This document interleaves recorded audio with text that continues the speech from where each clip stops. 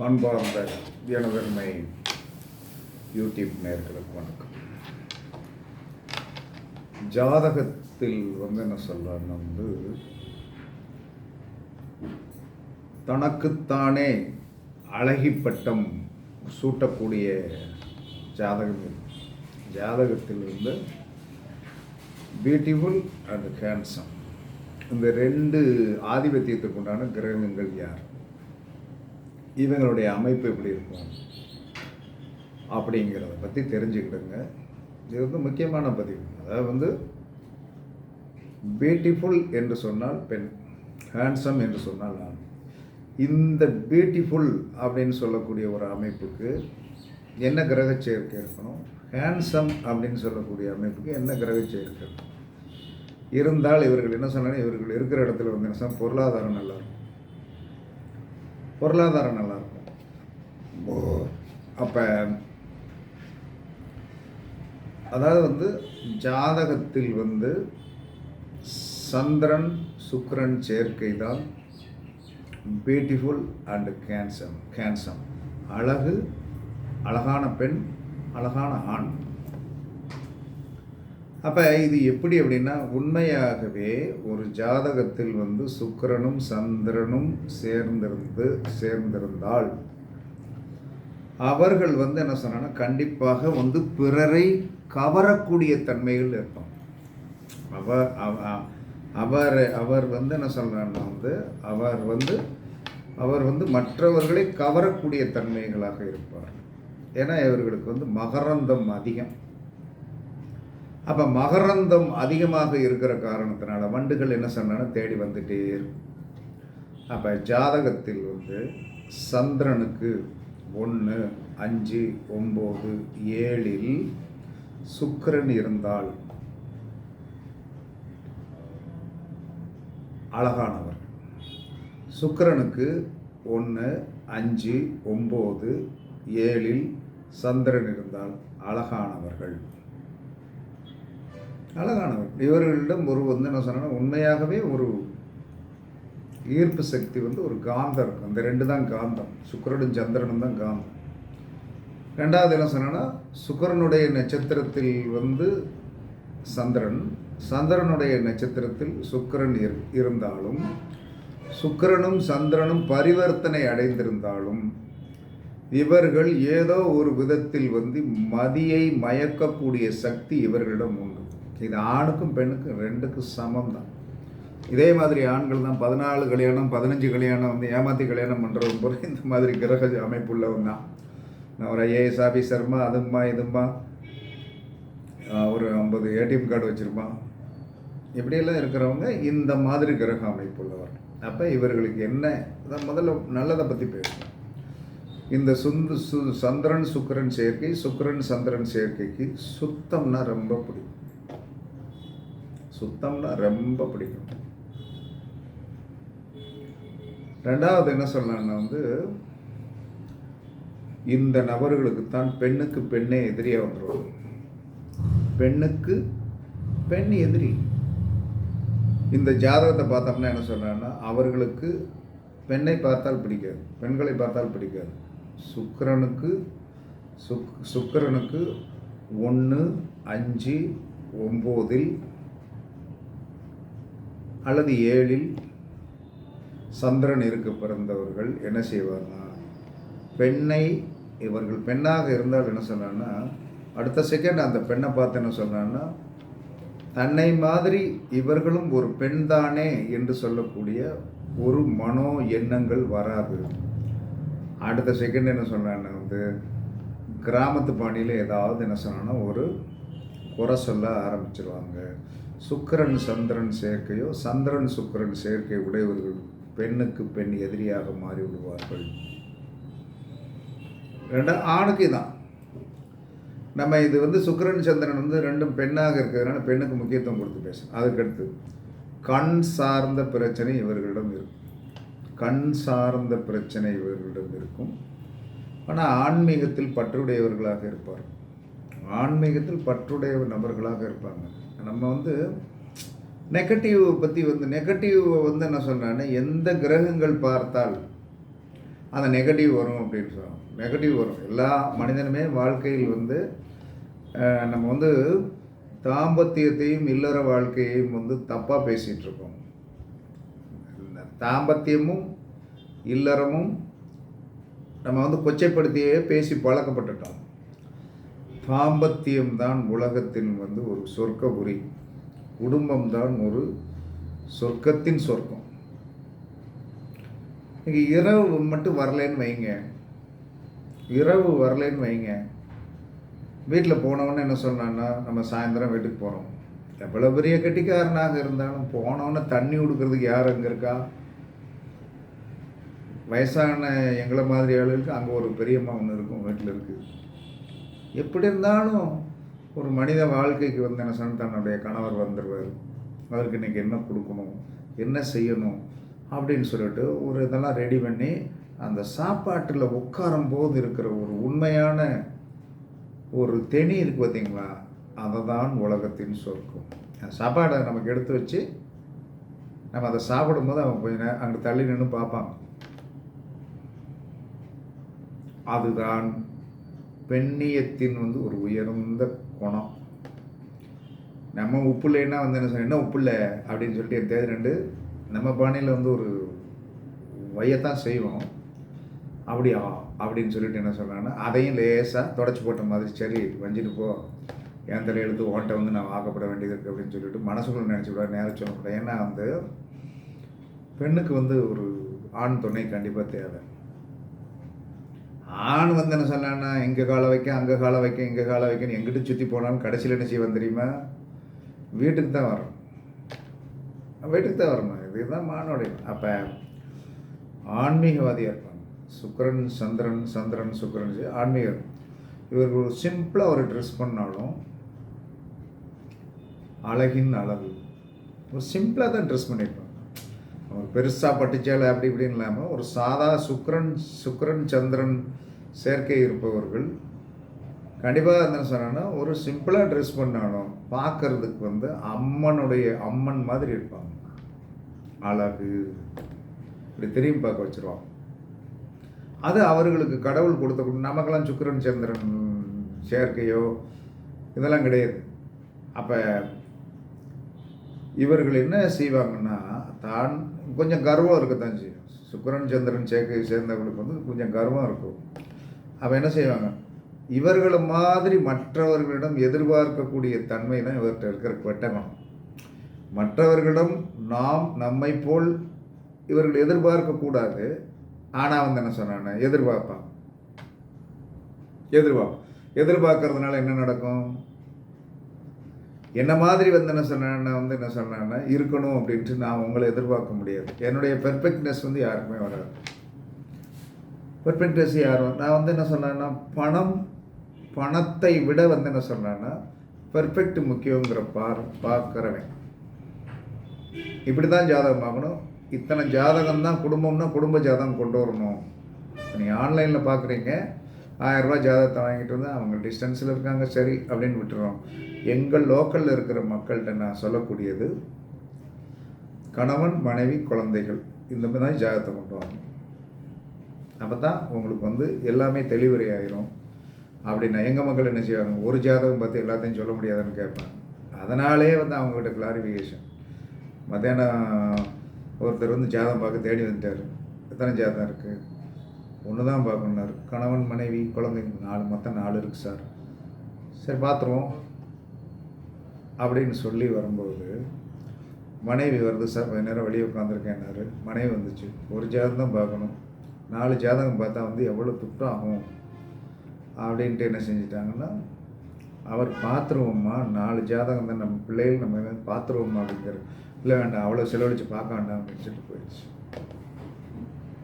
அதுக்கு நம்ம முடிஞ்சு ரைட்டு போயிட்டு வாங்க ஒன்றும் பண்ண முடியாது அப்படின்னு விட்டுருவோம். அப்போ என்ன சொன்னாங்கன்னா வந்து, மற்றவர்களிடம் நாம் இருக்கிற மாதிரி ஒரு நிலைமையை மற்றவர்கிட்ட என்ன மாதிரி உங்கள்கிட்ட நான் எதிர்பார்க்க மாட்டேன். அதனால தான் சொல்லிடுவேன், இது என்னுடைய கர்மா, என்னை நான் இப்படி வைத்திருப்பதனால் வந்து என்ன சொன்னான்னா வந்து நான் உங்களை எதிர்பார்க்க முடியாது அப்படிங்கிற மாதிரி தான் இந்த சுக்கிரன் சந்திரன் சுக்கிரன் சேர்க்கை இருக்கிறவங்க இருக்கும்.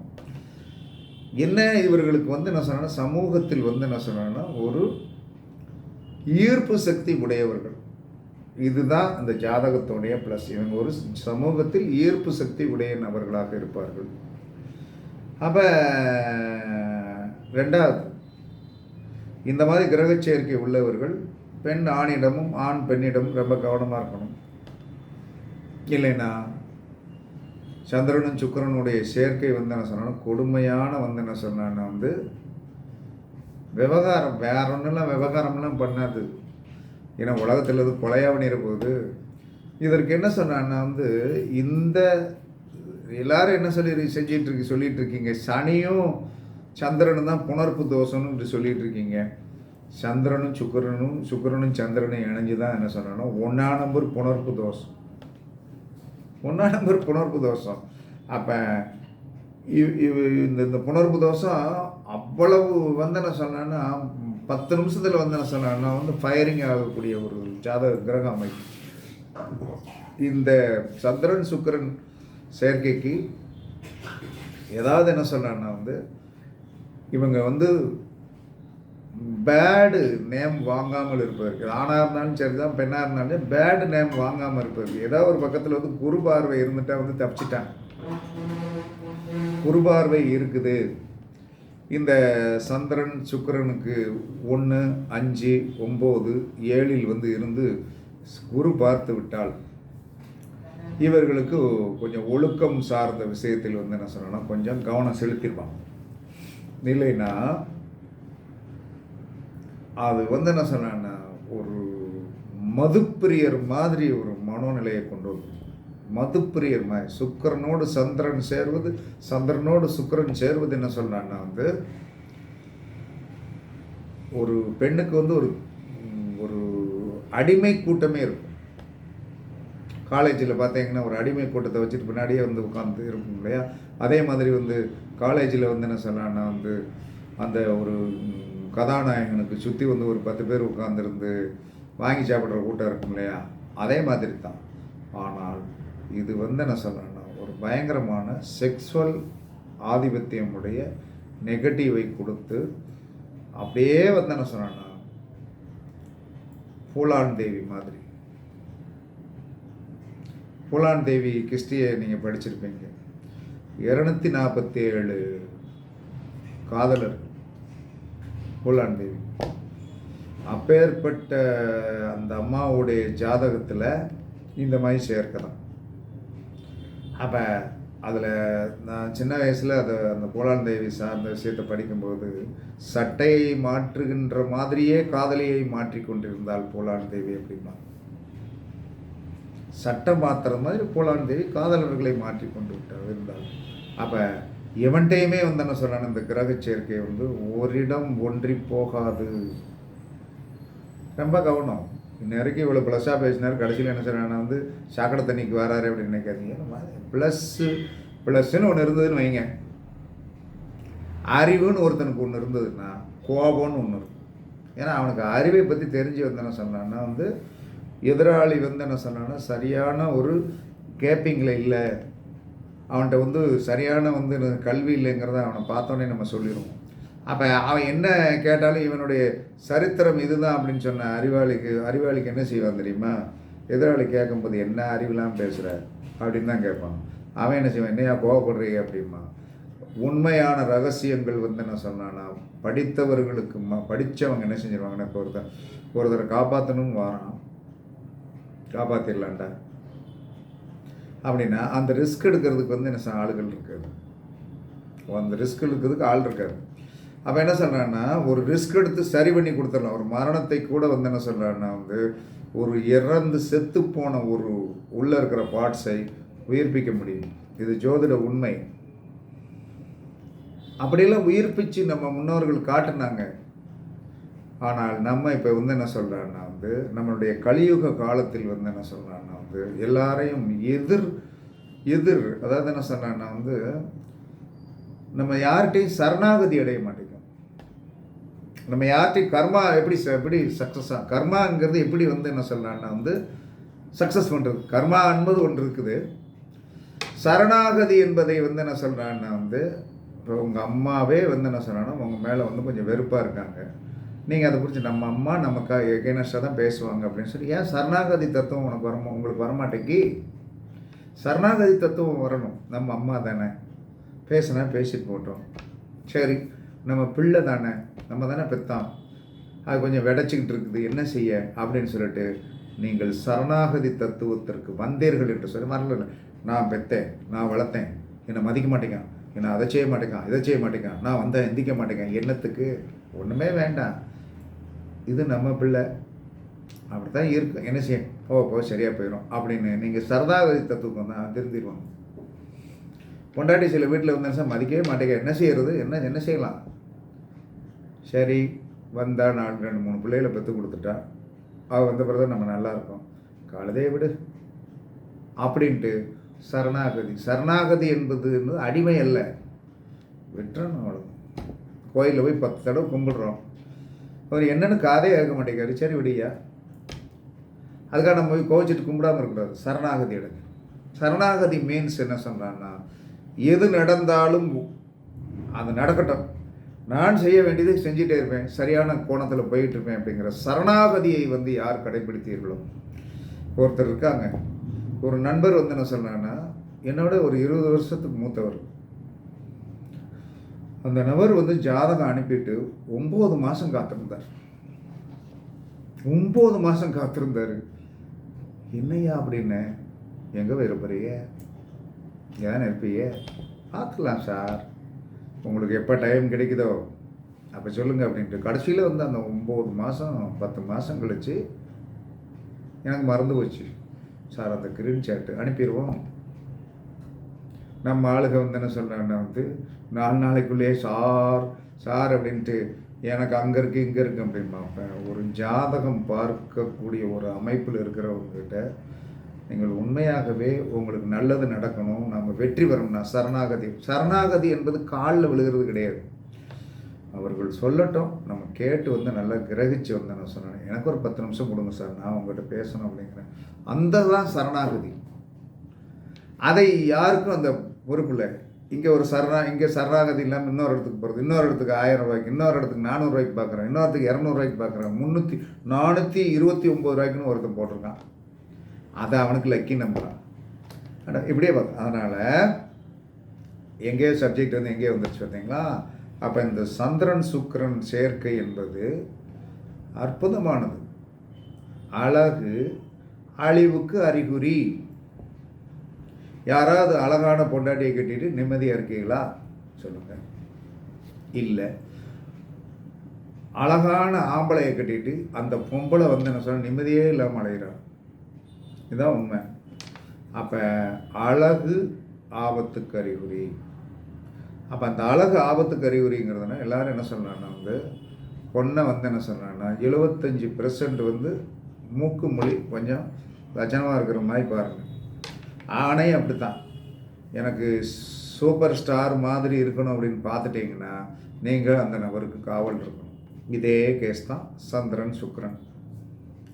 எங்கேயோ ஒரு இடத்துல இந்த கான்ட்ரவர்சி இருக்கும், எங்கேயோ ஒரு இடத்துல வந்து இந்த கான்ட்ரவர்சி இருக்கும். இது நம்மளை வந்து மாட்டி விட்டுரும். அதனால் நீங்கள் என்ன செய்யுங்க, என்ன வழிபாடு பண்ணி நீங்கள் வந்து என்ன சொல்லணும், உங்களுடைய கற்பு நெறியை காப்பாற்றணும். சந்திரன் சுக்கிரன் சேர்க்கையுடைய நிலைமை உள்ள ஆணும் பெண்ணும் கற்பை காப்பாற்று. கடைசி பாயிண்ட் தான். சந்திரன் சுக்கிரன் சேர்க்கை நல்லது, நறுமணப் பொருள். ஒரு நல்ல ஏலக்காயை வாயில் போட்டால் எப்படி இருக்கும், நல்ல கமன்னு வாயில் வந்து அற்புதமாக இருக்கும். அந்த மாதிரி ஏலக்காய், சுக்கிரன் சந்திரன் சேர்க்கை என்பது ஒரு ஏலக்காய், வாயில் போட்டால் கமன்னு இருக்கும். அது என்ன பிரச்சனையை கொடுக்கும் அப்படின்னா, பாலுணர்வு மேட்டரில் மாட்டி விட்டு வந்து என்ன சொல்கிறான்னா பழைய சில்க் சின்னதா மாதிரி ஆக்கிடும். சில்க் சின்னதா பார்த்துருக்கீங்களா? எங்கள் பீரியடில் நாங்கள் இளமையாக இருக்கும்போது வந்த ஒரு அற்புதமான நடிகை. அவளை மாதிரி இன்றைக்கி டான்ஸ் ஆடுறதுக்கு எவனும் ஆளும் கிடையாது. அவள் எங்கே போய் மாட்டியிருந்தா தெரியுமா? அந்த பெண், அற்புதமான பெண், பாலு மகேந்திரா டைரக்டருக்கு மாட்டியிருந்தார். அவருடைய வயதெங்கே எப்படி கொண்டு போய் கோர்த்து விட்டுருச்சு. அதே மாதிரி பழைய காலத்தில் சோபான்னு ஒரு நடிகை இருந்தாப்புல. நடிப்புன்னா அது தத்ரூபமாக இருக்கும். அவர்களுக்கெல்லாம் சந்திரன் சுக்கிரன் சேர்க்கை. இவர்களெல்லாம் என்ன செய்வாங்க கடைசியில் அந்த அந்த உலகத்தில் வந்து என்ன சொன்னான்னா வந்து ஒரு 10 நிமிஷத்தில் பயங்கரமான ஈர்ப்பு சக்தியை கொடுத்து எல்லாத்தையும் வந்து கதிகலங்க வைக்கிறது. ஒரு தெருவில் இந்த மாதிரி வந்து என்ன சொன்னான்னா சந்திரன் சுக்கிரன் சேர்க்கை வந்து இருக்கிற பெண் இருக்கட்டும், அங்கே தவம் கிடப்பார்கள். இது இவர்களுக்கு கிடைத்த கிஃப்ட் அல்ல, அமிர்தம் போன்ற விஷம். ஒரு மனுஷன் நோக்கினா வந்து என்ன சொன்னான்னா வந்து அது வந்து நன்மை. 50 பேர் நோக்கினான்னா வந்து என்ன சொல்கிறான்னா ஆணவம் தலைக்கேறிவிடும். ஒரு பெண் நம்மளை நோக்கினால் வந்து என்ன சொன்னாலும் அது தர்மம். 10 பேர் நோக்கினான்னா நமக்கு வந்து தலக்கணை ஏறிடும். அந்த மாதிரி சேர்க்கை தான் சந்திரன் சுக்கிரன் சேர்க்கை. இதை எல்லாரும் நல்லா புரிஞ்சுக்கிட்டு என்ன செய்யுங்க, தயவு செய்து கடவுள்கிட்ட கேளுங்க. ஏதாவது ஒரு குரு பார்வை இருந்தாச்சுன்னா கண்டிப்பாக அவர் வந்து என்ன செய்வார், நல்வழிப்படுத்திடுவார். இதை நீங்கள் எல்லோரும் கவனமாக பார்த்துங்க. இதுக்கு சந்திரனுக்கு 159 7 சுக்கிரன், சுக்கிரனுக்கு 159 7 சுக்கிரன் இருந்தால் இதுதான் வந்து என்ன சொல்கிறான்னா வந்து இந்த அழகின் அழகு. ஓகேவா? அதனால் இவர்கள் என்ன செய்யணும்னா அலங்கார அம்மன். அலங்கார அம்மன் அப்படின்னா நல்ல தெய்வத்திற்கு, பெண் தெய்வத்திற்கு சூப்பராக அலங்காரம் பண்ணி அற்புதமாக அன்றைக்கி வந்து என்ன சொன்னான்னா சூப்பராக வந்து என்ன சொன்னான்னா மேனி தெளிவுடன் அலங்காரம் பண்ணி வச்சுருப்பாங்க. இந்த சந்திரன் சுக்கிரன் சேர்க்கை உள்ள நபர்களை வந்து என்ன சொல்லலான்னா வந்து திங்கள் வெள்ளிக்கிழமையில் வந்து என்ன சொன்னாங்கன்னா இந்த அலங்காரம் பண்ணப்பட்ட அம்மன் யாராக இருந்தாலும் சரி தான், மாரியம்மனாக இருந்தாலும் சரி தான், காளியம்மனாக இருந்தாலும் பார்த்தா அப்படி கேச்சிங் கெப்பாசிட்டி கணக்காக இருக்கிற மாதிரி அலங்காரம் பண்ணி வைப்பாங்க. அவர்களை வழிபாடு பண்ணி வர வர இவங்களுக்கு இந்த தோஷம் போகும். அதற்கடுத்து என்ன சொல்கிறாங்கன்னா வந்து இவங்க ஏற்கனவே வந்து என்ன சொன்னாங்கன்னா ட்ரெஸ் வந்து சூப்பராக பண்ணுவாங்க. அப்போ அலங்காரமுடைய ஒரு தெய்வத்திடம் அலங்காரமுடைய ஒரு பெண் போய் வந்து என்ன சொன்னாங்கன்னா திங்கள் வெள்ளி என்ன வேண்டினாலும், என்ன வரம் வேண்டினாலும் வேண்டும் வரத்தை வேண்டியபடி கொடுப்பாள் அலங்காரம்மன். அப்படி ஒரு கோயிலை நீங்கள் பார்த்து வச்சுக்கிடுங்க. அலங்காரம் பண்ணக்கூடிய அளவில் நல்லா வந்து ஒரு வெல்த்தியான கோயில் உங்களுக்கு கண்ணில் தட்டுப்படும். நீங்கள் எங்கேயும் தேடிப்படும், உங்களுக்கு தட்டுப்படும். அன்றைக்கி அந்த திங்கள் வெள்ளியும் மட்டும் நீங்கள் கோயிலுக்கு போய் வந்து என்ன சொன்னான்னா இத்தனைக்கான அங்கே என்ன ஃபார்முலான்னா அந்த ஃபார்முலா படி நடந்து வந்தீங்கன்னா உங்களுடைய வாழ்க்கையில் வந்து என்ன சொல்லலாம்னா வந்து நீங்கள் பரிமளிக்கக்கூடியது, அதாவது பரிமளித்தல் என்பது என்னதுன்னா ஒழுக்கத்தோடு பரிமளிக்கணும். 4 பேர் பேசும் பொருளாக பரிமளிப்பதை விட ஒழுக்கம் என்று சொல்லக்கூடிய ஒரு சொல். என்னதான் அந்த அம்மா அழகாக இருந்தாலும் எவங்கிட்டையும் பேசாதடா அப்படிங்கிற பேர் வாங்கினோம். அப்படியா நான் பேசிட்டு வந்துடுறேன் அப்படின்னு சொல்லிட்டு வந்து என்ன சொன்னேன், சேலஞ்சு அப்படின்ட்டு போய் வந்து என்ன சொன்னேன் வந்து எவனும் பேசினால் வந்து அது இந்த சேர்க்கைக்கு இழிவு. என்னதான் அந்த அம்மா இவ்வளோ வந்து கட்டுசாக இருந்தாலும், இவ்வளோ தூரத்துக்கு இருந்தாலும் கர்வம் இல்லாமல் அமைதியாக எந்த கெட்ட பேரும் இல்லாமல் வாழ்ந்து கொண்டிருக்கிறது. அந்த அக்காட்டையோ அந்த தங்கைட்டையோ நம்ம போய் வந்து மரியாதையாக நம்ம இருக்கணும். ஏன்னா அந்த அம்மா மரியாதைக்குரியது அப்படிங்கிற பேர் வாங்கணும். இல்லைன்னா அதுக்கு தலைகீழாக இந்த சேர்க்கை மாற்றிவிடும் என்பது எனக்கு தெரிந்த உண்மை. அதனால் உங்களுக்கு இதுக்கு தீர்வு வந்து என்ன சொன்னால் அலங்காரம் பண்ண போய் நல்லா வழிபாடு பண்ணுங்க. அலங்காரம்ங்கிற வந்து என்ன சொன்னால் எந்த சாமியும் கிடையாது, அலங்கரிக்கப்பட்ட அன்பன். அது திங்களும் வெள்ளியாக இருக்கும் பண்ணிங்கன்னா இந்த சேர்க்கை புனிதமாக செயல்படுத்துங்கள். இந்த சேர்க்கையை எத்தனையோ வாலிபர்களை இரவில் தூக்கம் இல்லாமல் செய்து விடாதீர்கள் அப்படிங்கிறது தான் என்னுடைய தனிப்பட்ட வேண்டுகோள். இதை யாரையும் கோட் பண்ணியெல்லாம் பேசலை. இது வந்து ஒரு டாப்பிக்கு. இதை இந்த மாதிரி சேர்க்கை இருக்கிறவங்க இது ராசி அம்சத்தில் எங்கே இருந்தாலும் சரி தான், அம்சத்துலேயும் இந்த மாதிரி இருந்தாலும் 100% வேலை செய்யும். அதனால் நல்லா பயன்படுத்துங்கள், வெற்றி பெறுங்கள். உங்களுடைய குழந்தைகளுடைய ஜாதகத்தில் இந்த மாதிரி இருக்கான்னு பாருங்கள். பார்த்தீங்கன்னா என்ன சொல்கிறேன்னா அவர்களை நல்லா ஒழுக்கமாகவும் அறிவாகவும் இருக்கிறதுக்கு நீங்கள் அந்த குழந்தைகள்கிட்ட நல்லா சொல்லி அவங்களை நல்லா கொண்டு வருவதற்கு இந்த இந்த இந்த இந்த எபிசோட் உங்களுக்கு ஒரு பாடமாக இருக்கும்னு நினைக்கிறேன். பயன்படுத்தி பாருங்கள், வெற்றி கிடைக்கும் என்று கூறி உங்களிடமிருந்து விடைபெறுவது சிப்பிப்பாறை ஜோதிடரசு ஆதி ராகவன் ஜெயபாலாஜி. சுகமே சொல்க, சுகமே சொல்க. வாழ்க வளமுடன், வாழ்க வளமுடன். வணக்கம், வணக்கம், வணக்கம்.